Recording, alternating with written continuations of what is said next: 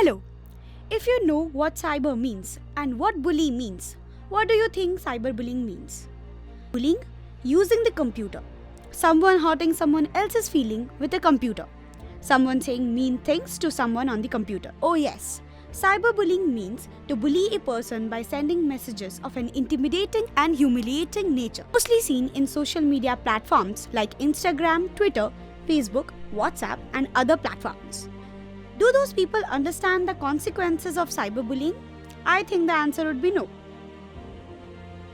In case of cyberbullying, causes anger, isolation, depression, illness, humiliation, and most importantly, suicide.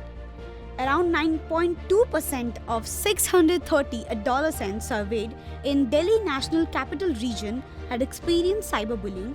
Why cyberbullying? There are two specific impulses attached to cyberbullying. One is naturalization of violence that is common on social media. Second, it deals with anonymous or distantly mediated interaction which takes away both the human presence and the social empathy which is often encoded in our communication. Bullies cause depression. Depression causes suicide. Are you a murderer?